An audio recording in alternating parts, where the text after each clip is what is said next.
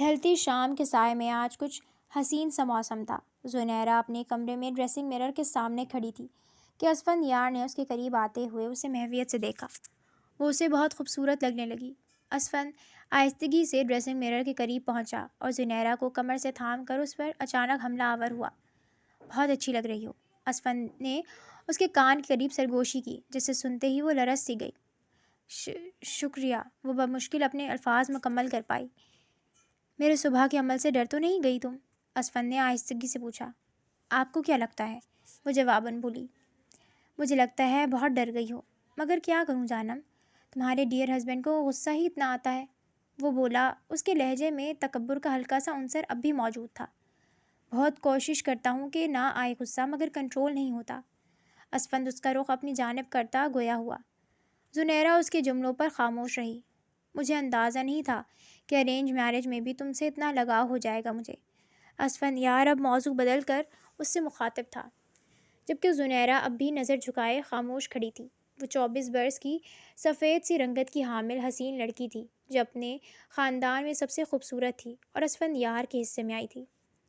تو arrange marriage والے توجہ کے مستحق نہیں ہوتے؟ وہ آہستگی سے نظر اٹھا کر سوال کر گئی۔ ہوتے ہیں، مگر ان میں اتنی جلدی دلچسپی نہیں پڑتی جتنی میری بڑھ گئی ہے تم میں ان چند ہفتوں میں، اسفند نے اپنا نظریہ بیان کیا۔ زنیرہ خاموش تھی۔ کوئی جادو آتا ہے کیا تمہیں؟ اسے کمر سے تھام کر اس کے مزید قریب ہوا۔ کیسی باتیں کر رہے ہیں آپ؟ زنیرہ پھر نگاہیں اٹھا کر اسے تکنے لگی۔ ہو سکتا ہے یہ تمہارے کسی جادو کا اثر ہو جو میں تمہارے اشارے پر چلنے لگا ہوں، ورنہ اسفندیار کسی کے اشاروں پر کہاں چلتا تھا؟ اسفند نے اس کی گردن میں سر دیتے کہا اور اس کے بالوں کی خوشبو کو محسوس کیا۔ ایسا تو نہیں ہے۔ وہ اپنے محرم کی قربت پر لرز گئی۔ اب تو سب یہی کہتے ہیں۔ اسفندیار نے اس کے کان پر لب رکھ کر سرگوشی کی۔ وہ آنکھیں موندے اپنی زوجہ کے حصار میں عجب سا سکون محسوس کر رہا تھا، لیکن اس کے سکون میں خلل ڈالتا وہ لمحہ حاضر ہوا جب ملازمہ نے دروازے پر دستک دی۔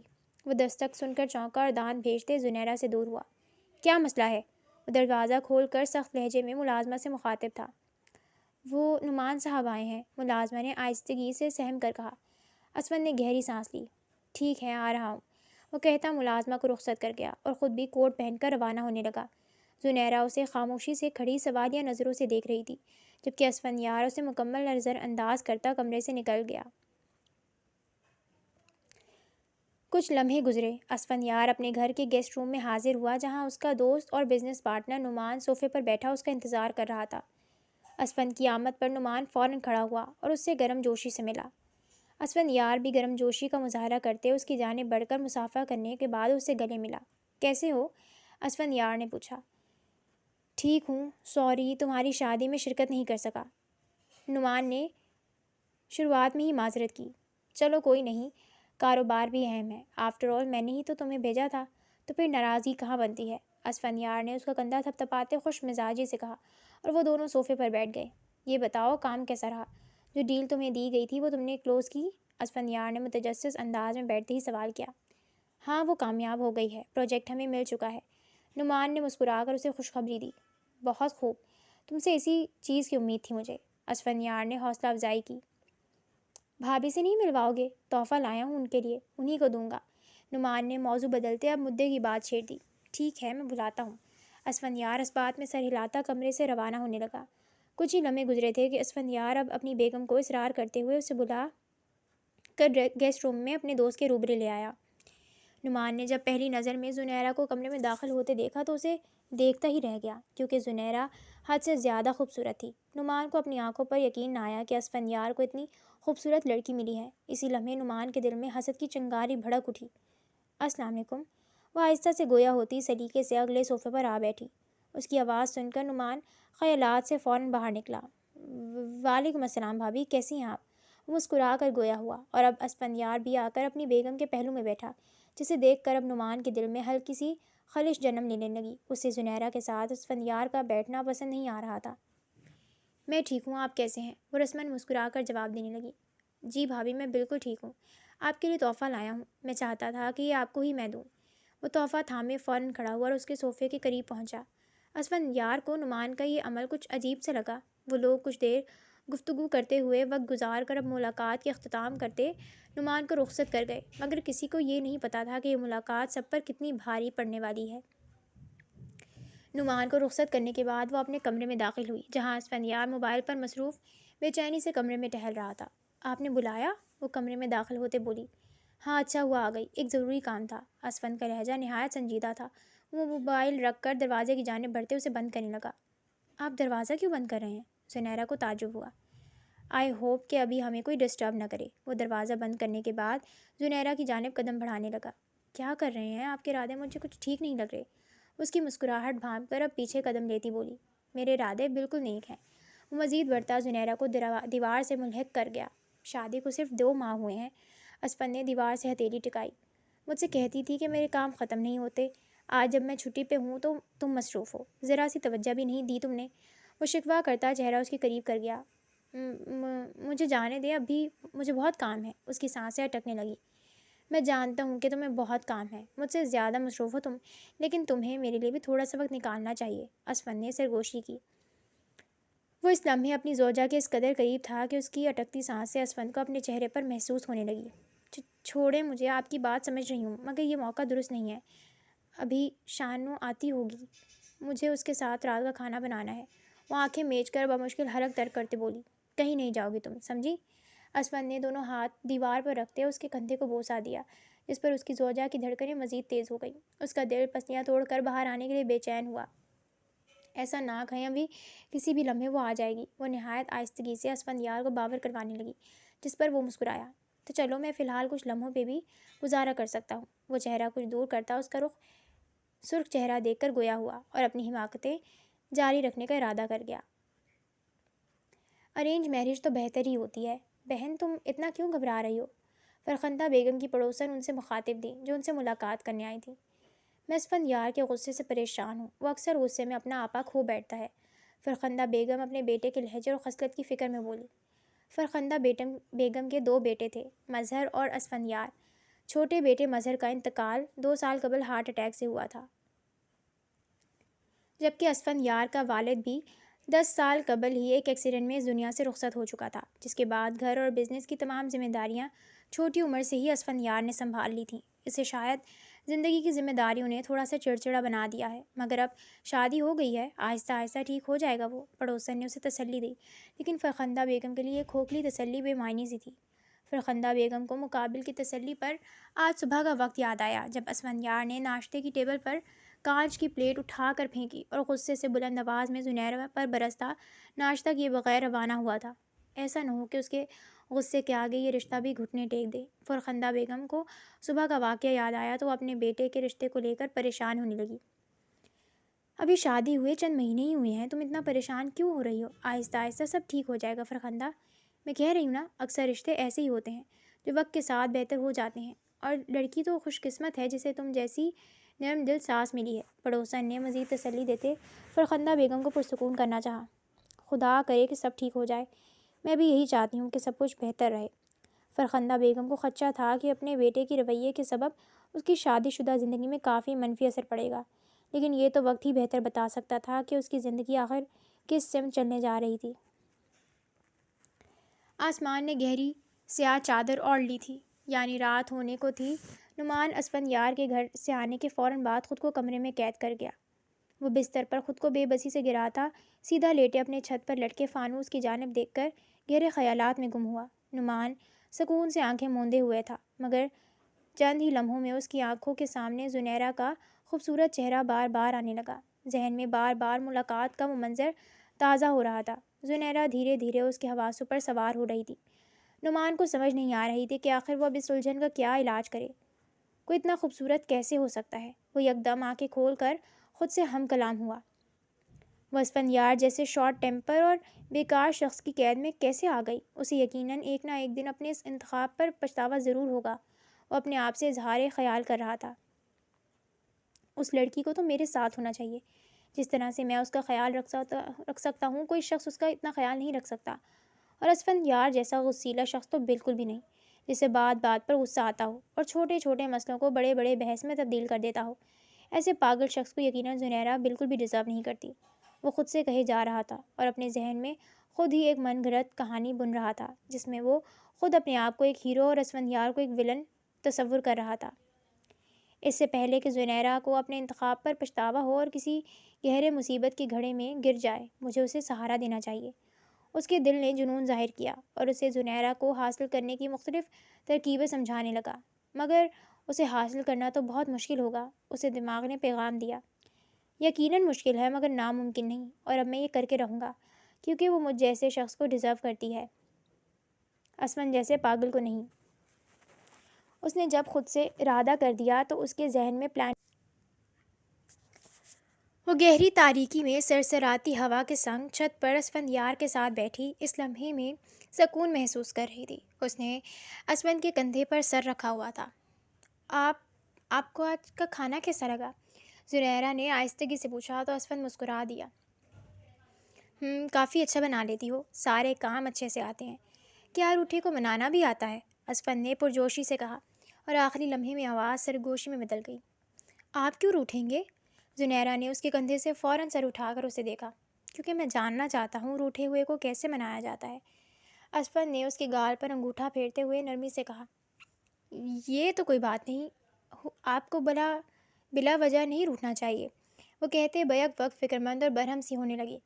وہ مسکراتا زنیرہ کا چہرہ تھام کر اپنے قریب کرنے لگا۔ یقیناً وہ پھر سے اس حسین موسم میں کچھ کرنے کا ارادہ رکھتا تھا، مگر اسی دوران اس کے جیب میں موبائل بجتا اسے اپنی جانب متوجہ کر گیا۔ اس نے آنکھیں میچ کر بیزاری سے ایک گہری سانس کھینچی اور اگلے لمحے میں موبائل نکالا۔ موبائل کی اسکرین پر اس وقت بھی نعمان کا نام چمک رہا تھا۔ نعمان کا نام دیکھ کر اسفند کو اہم کال کا گمان ہونے لگا اور اس نے فوراً اٹھا لیا۔ ہیلو، اسفند ایک بات کرنی تھی۔ اسفند کے مخاطب ہوتے ہی لمحے بھر کی تاخیر کے بغیر وہ فوراً بولا، کیا ابھی مل سکتے ہو؟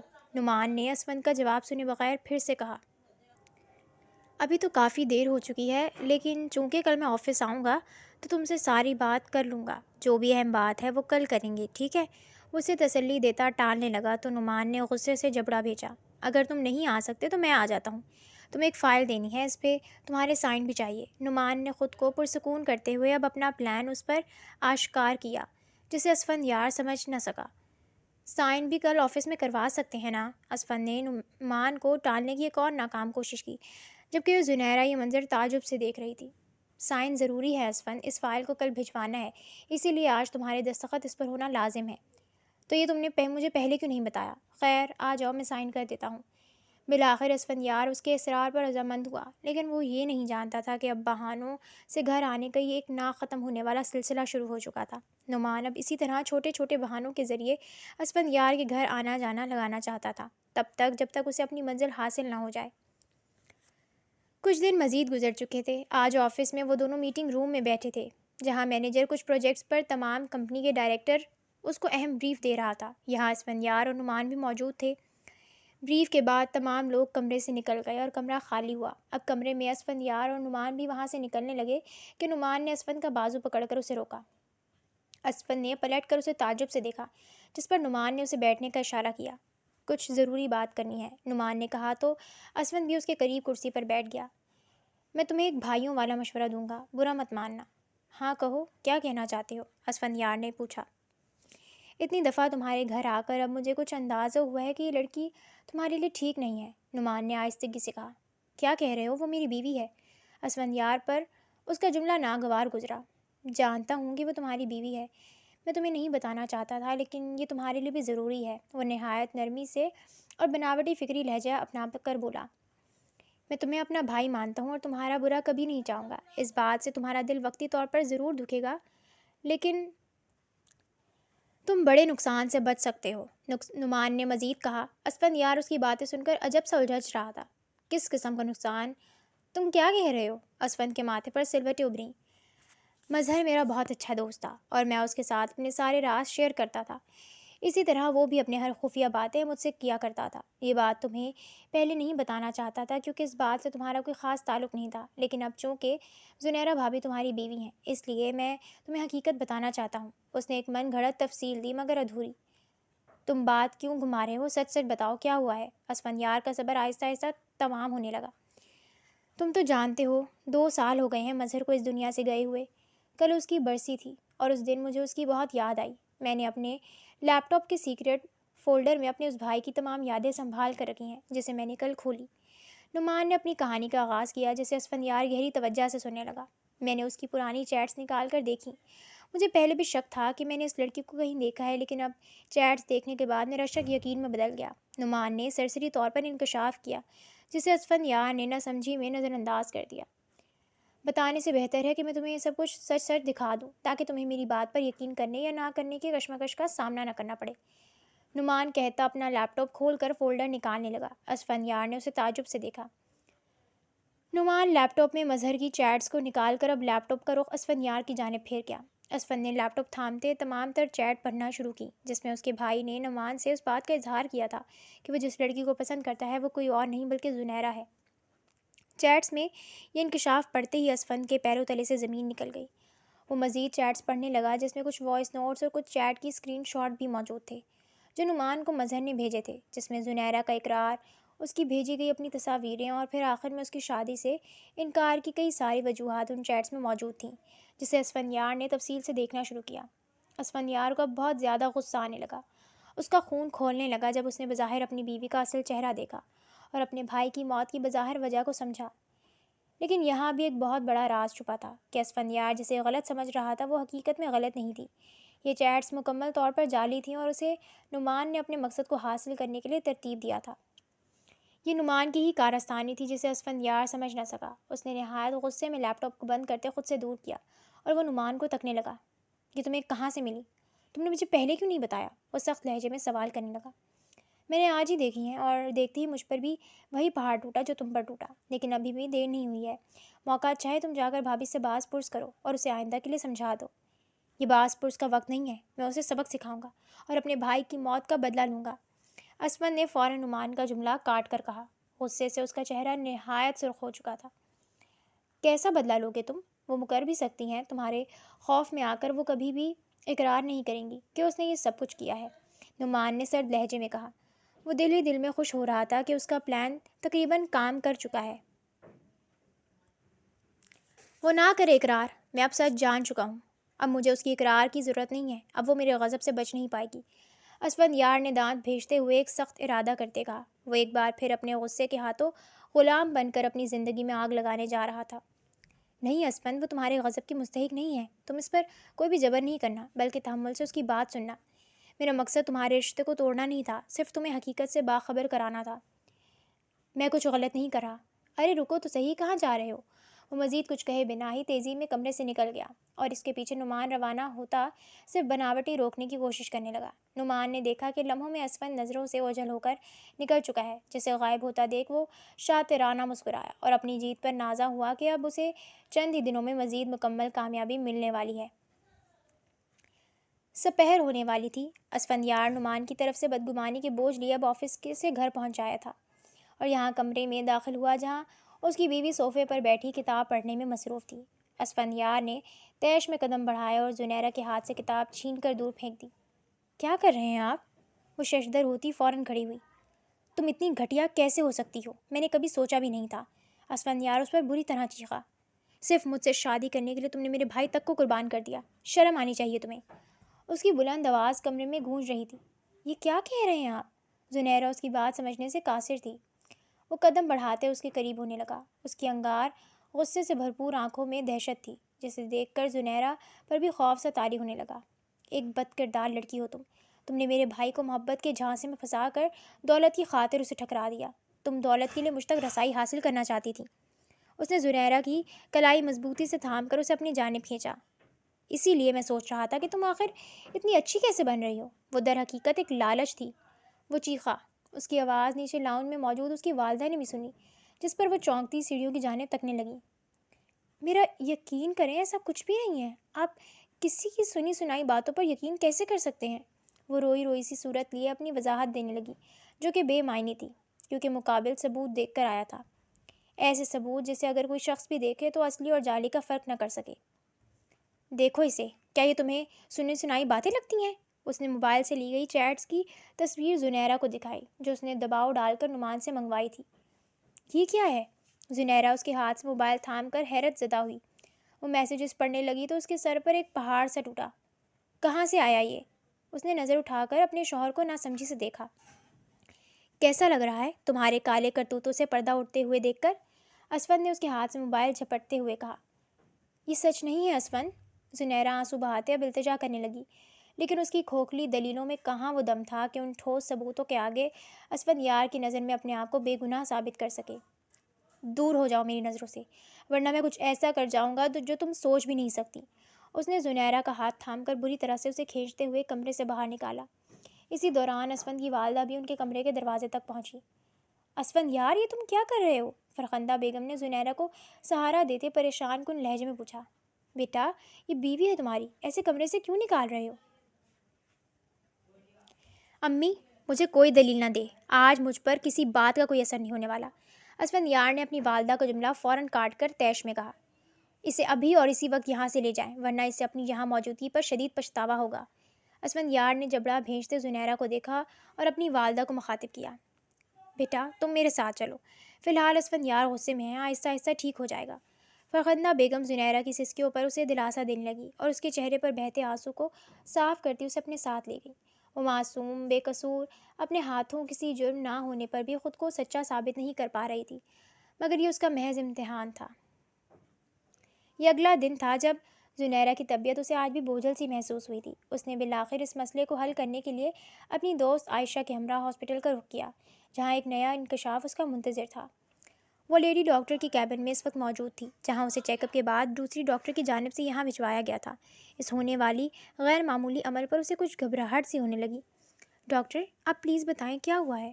آپ نے میری رپورٹس بھی دیکھ لی ہیں نا؟ وہ گھبراہٹ کے مارے اپنے ماتھے پر ظاہر پسینے رومال سے پوچھتے بولی۔ ڈاکٹر نے فائل بند کی اور مسکرائیں۔ آپ کو بہت مبارک ہو، آپ امید سے ہیں۔ ڈاکٹر نے اس پر ایک خوشگوار انکشاف کیا۔ زنیرہ کی آنکھیں حیرت سے پھیلیں۔ ڈاکٹر، کیا آپ سچ کہہ رہی ہیں؟ جی بالکل، آپ کی رپورٹس میں یہ کلیئر ثابت ہوا ہے، ڈاکٹر نے فائل زنیرہ کی جانب سرکاتے ہوئے کہا۔ اب آپ کو مزید احتیاط کرنی پڑے گی، میں آپ کو کچھ مزید ٹیسٹ اور میڈیسن لکھ کر دے رہی ہوں، اسے لیتی رہیں۔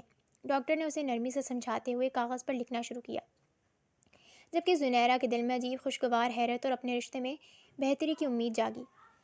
زنیرہ ڈاکٹر کی جانب سے خوشخبری سننے کے بعد اپنی دوست عائشہ سے شیئر کرتی ہاسپٹل سے باہر نکلی تھی۔ ہو سکتا ہے کہ یہ بات سن کر اب اسفند یار بھائی کا دل پگھل جائے، عائشہ نے اسے ایک امید دلائی۔ میں کوشش کروں گی کہ وہ اب مجھ سے راضی ہو جائیں، زنیرہ مسکرا کر کہتی سڑک پر چل رہی تھی کہ اسی سڑک کی دوسری جانب نعمان کی گاڑی بھی آ کر رکی۔ اس نے زنیرہ کو دیکھا اور گاڑی سے نکلتے ہوئے تیزی سے اس کی جانب ایک دوڑ لگائی۔ بھابھی، کہاں جا رہی ہیں آپ؟ نعمان نے فوراً پہنچتے سوال کیا۔ میں ہاسپٹل آئی تھی، اب گھر جا رہی ہوں۔ آپ یہاں کیا کر رہے ہیں؟ وہ نعمان کو عین موقع پر دیکھ کر متعجب سی ہوئی۔ آپ ہاسپٹل کیوں آئی تھیں؟ آپ ٹھیک تو ہیں نا؟ نعمان نے شدید فکریہ لہجے میں کہا، جس کا انداز عائشہ کو کچھ مشکوک سا لگا۔ جی میں بالکل ٹھیک ہوں، زنیرہ نے مختصر وضاحت دی مگر حقیقت نہ بتائی۔ مجھے اسفند یار نے بتایا کہ آپ کا ان سے جھگڑا ہو گیا ہے۔ نعمان نے جھجکتے جملہ مکمل کیا۔ زنیرہ نے بھی سن کر نظریں چرائیں۔ دیکھیں نا بھابھی، اتنی مختصر سی وقت میں نہ جانے کیا کیا ہو گیا، آپ لوگ پلیز جھگڑا ختم کریں، وہ بناوٹی ہمدردی لیے بولا۔ عائشہ اسے اب ماتھے پر بر ڈالے ناگواریت سے دیکھ رہی تھی۔ جھگڑا میں نے نہیں کیا ہے، زنیرہ معصومیت سے گویا ہوئی۔ یقیناً نہیں کیا ہوگا، آپ کو دیکھ کر لگتا بھی نہیں ہے، مگر پھر اسفند یار کو بھی ایسا نہیں کرنا چاہیے تھا بھابھی، نعمان نے کہا۔ جب سے میں نے دیکھا ہے وہ کبھی بھی ٹھیک سے پیش نہیں آیا آپ کے ساتھ، مزید بولا۔ وہ اپنے جملوں میں آہستہ آہستہ اب زنیرہ کو بھی بدگمان کرنے کی کوشش کر رہا تھا۔ بھابھی، آپ کو ایک مشورہ دوں؟ وہ زنیرہ کی خاموشی دیکھ کر ایک اور وار کرتا بولا۔ جی؟ زنیرہ نے اسے سوالیہ نظروں سے دیکھا۔ چھوڑ دیں اسفند یار کو، دنیا بہت بڑی ہے، آپ کو اس سے بہتر مل جائے گا، نعمان نے نہایت نرمی اور ہمدردانہ انداز میں کہا، مگر یہ جملہ سن کر عائشہ کی آنکھیں تعجب سے پھیلیں۔ آپ جانتے ہیں آپ کیا کہہ رہے ہیں؟ بالآخر عائشہ کا صبر تمام ہوا اور وہ تلخی سے بول پڑی۔ زنیرہ نے ہاتھ کا اشارہ کرتے عائشہ کو مزید کچھ کہنے سے روکا۔ نہیں، میں انہیں نہیں چھوڑ سکتی، میں انہیں مناؤں گی، زنیرہ آہستگی اور مؤدبانہ لہجے میں کہتے وہاں سے روانہ ہونے لگی۔ اس طرح کے بیکار مشورے دینے کے بجائے اگر اسفند یار بھائی کو آپ منانے میں زنیرہ کی ہیلپ کریں تو وہ زیادہ بہتر ہوگا، عائشہ نے پھر کہا۔ وہ اب بھی نعمان کے سابقہ جملے پر غصے میں تھی۔ وہ نہ جانے کیوں اس بار کسی کی نہیں سن رہا۔ آپ کو کیا لگتا ہے آپ کے لیے میں نے کوشش نہیں کی ہوگی؟ نعمان نے پینٹ کی جیبوں میں ہاتھ ڈالتے سرد لہجے میں کہا۔ اس کا جملہ زنیرہ کو بھی گہری تشویشناک سی سوچ میں مبتلا کر گیا۔ خیر آئے، میں آپ کو چھوڑ دیتا ہوں، وہ زنیرہ کو دیکھ اپنی کامیابی کی خوشی سمیٹتا بولا، جی نہیں، ہم خود چلے جائیں گے، بہت شکریہ۔ وہ نعمان کی یوں سر راز گفتگو سے بیزار اب اختتام کرتی فوراً عائشہ کے ہمراہ آگے بڑھی۔ نعمان انہیں آگے بڑھتے ہوئے ان کی پشت کو تکتے شاطرانہ سا مسکرا کر پلٹا اور شوخ انداز سے قدم پیچھے لیتا پلٹا اپنی گاڑی تک پہنچنے کے لیے۔ دیکھا تم نے کیسی لگی وہ؟ نعمان نے گاڑی میں بیٹھتے ہی اپنے پہلو میں ڈرائیور سیٹ پر موجود دوست حاشر کو مخاطب کیا۔ بہت اچھی چوائس ہے تمہاری، لیکن تم نے اسے بتایا کیوں نہیں کہ تم اسے پسند کرتے ہو؟ نعمان کے دوست کو اس کے انداز پر تعجب سا ہوا۔ اچھا، تاکہ اس کا شک یقین میں بدل جائے اور میری منزل مزید دور ہو جائے مجھ سے۔ نعمان کا لہجہ تحقیر آمیز اور برہم سا تھا۔ نہیں، ایسا ہرگز نہیں کروں گا میں۔ نعمان کی بھویں تن گئی اور وہ سخت لہجہ لیے بولا، میں سمجھ رہا ہوں کہ تم کیا سوچ رہے ہو۔ حاشر نے فوراً کہا، تم کچھ سمجھ نہیں پا رہے، لیکن آہستہ آہستہ تمہیں سمجھ آ جائے گی جب تم اپنی آنکھوں سے دیکھو گے کہ کیونکہ مجھے تو پتہ ہے آج نہیں تو کل اسے اسفند چھوڑ ہی دے گا۔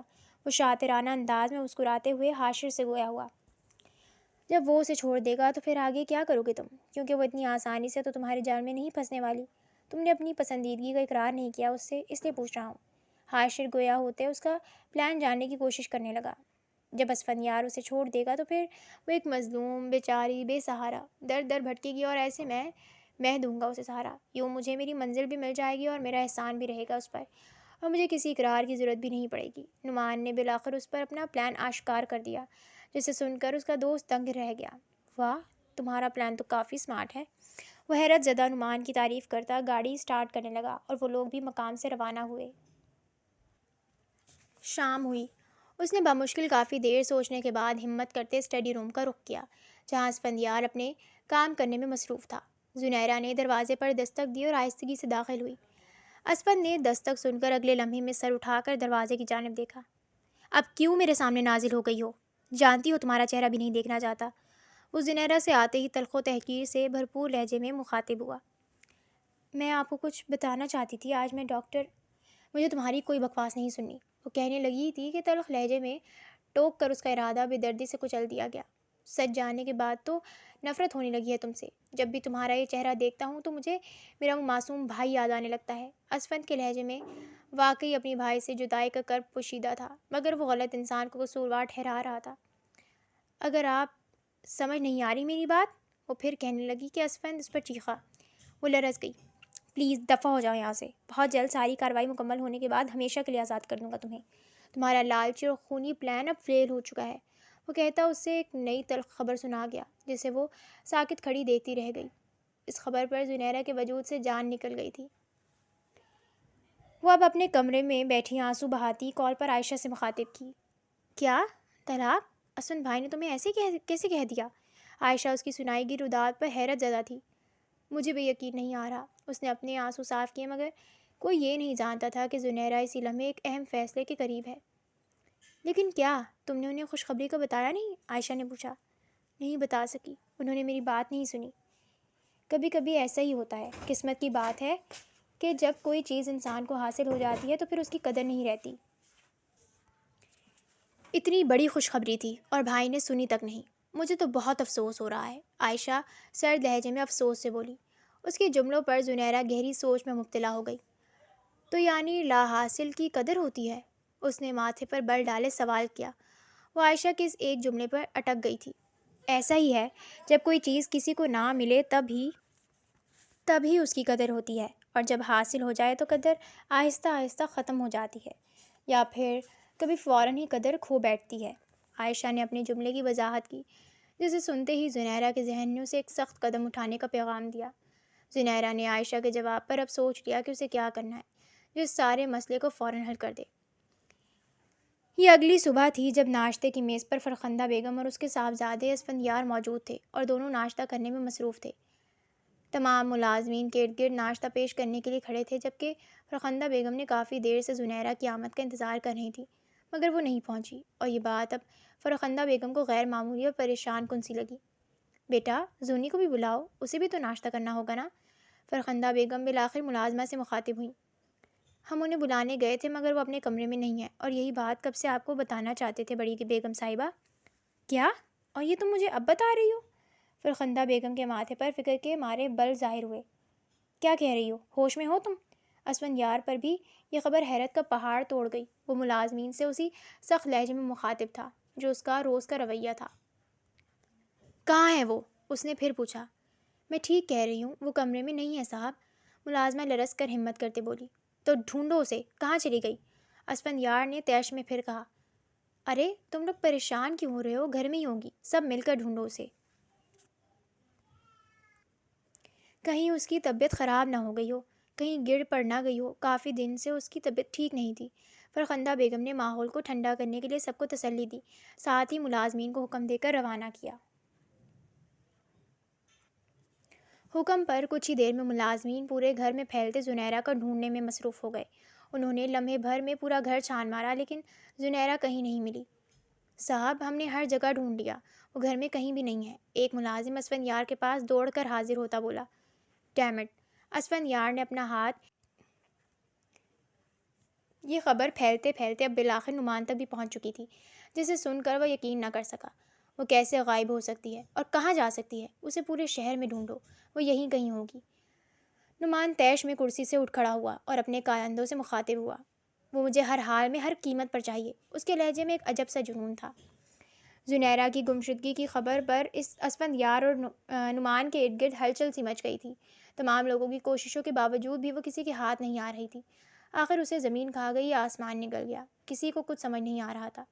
ایک جانب نعمان ناخوشگوار خبر پر بہت حیرت زدہ اور پریشان سا تھا، جبکہ دوسری جانب اپنے دکھ کا مداوع کرنے اور حل تلاش کرنے کے لیے اسفندیار بھی اس کے گھر کا رخ کر گیا۔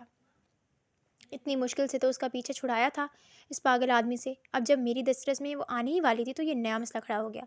نعمان نے کمرے میں ٹہلتے بے چینی سے کہا۔ یہ کھیل اب بھی کھوکھلا ہے نومی، کبھی زندگی میں اسے اگر یہ سچ پتہ چل گیا کہ تم نے اسے ایک جال میں پھنسا کر جعلی ثبوتوں کے ذریعے حاصل کیا ہے تو کیا وہ تم سے نفرت نہیں کرنے لگے گی؟ نعمان کے دوست نے سرد لہجے میں اسے حقیقت سے آشنا کروایا۔ یہ وہی دوست حاشر تھا جو اس دن گاڑی میں بھی نعمان کے ساتھ سوار تھا اور اس کے تمام رازوں سے بھی بخوبی واقف تھا۔ یہاں اسے یہ سب کچھ کون بتائے گا کہ میں نے اسے دھوکے سے حاصل کیا ہے؟ کیا تم بتاؤ گے اسے؟ نعمان پلٹ کر اسپاٹ لہجہ لیے حاشر سے گویا ہوا۔ نہیں، میرا تمہیں محض مشورہ اور اظہار خیال تھا کہ تم ساری چیٹس زنیرہ کی آمد سے پہلے ہی ختم کر دو، تاکہ کسی کو پتہ نہ چلے کہ زنیرہ اور مظہر کی وہ ساری چیٹس فیک تھیں اور وہ سب کچھ ایک جھوٹ کا جال تھا۔ حاشر نے سمجھاتے انکشاف بھی کیا۔ پہلے اسے مل تو جانے۔ کیا یہ سب تمہارا ایک گھٹیا کھیل تھا؟ نعمان نے کہا ہی تھا کہ کمرے کی دہلیز پر کھڑے اسفندیار کی بھاری آواز کمرے میں گونجی، جسے سن کر کمرے میں موجود تمام افراد کے چہروں پر ایک خوفناک سا تاثر چھا گیا۔ ارے تم یہاں کیا کر رہے ہو؟ نعمان نے بناوٹی انداز میں کہا اور معاملات کو سنبھالنے کی کوشش کی۔ اسفندیار نے تیزی سے آگے بڑھ کر نعمان کے گال پر ایک زوردار تھپڑ جڑتے اسے گریبان سے پکڑا۔ مجھے یقین نہیں آ رہا کہ تم میرے دوست ہوتے ہوئے اس طرح کی گھٹیا حرکت کر سکتے ہو۔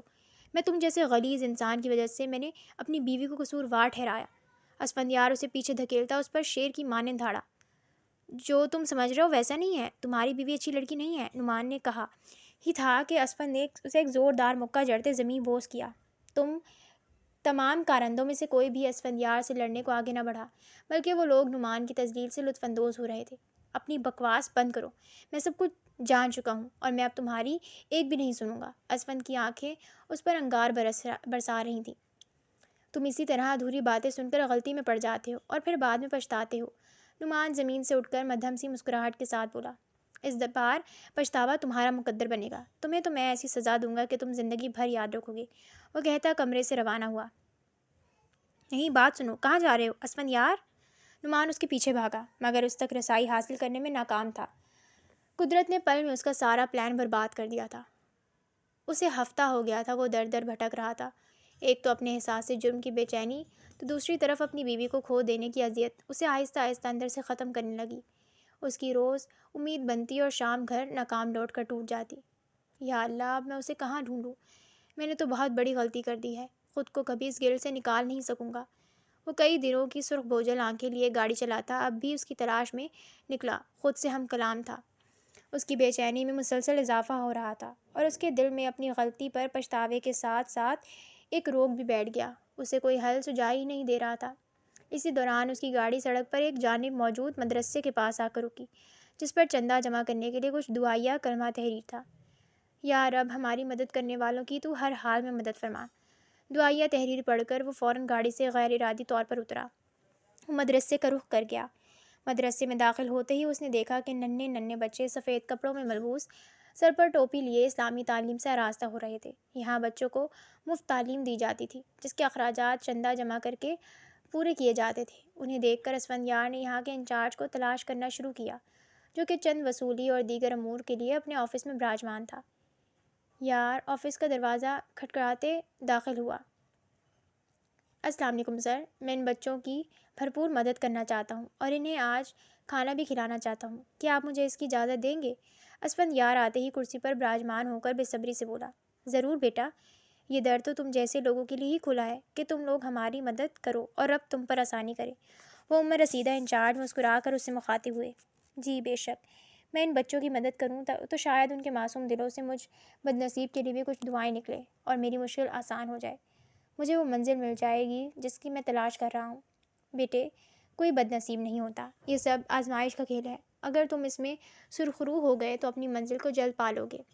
عمر رسیدہ بزرگ انچارج نے اسے تسلی دی اور اسفند کے کہنے پر آگے کی کارروائی شروع کی گئی۔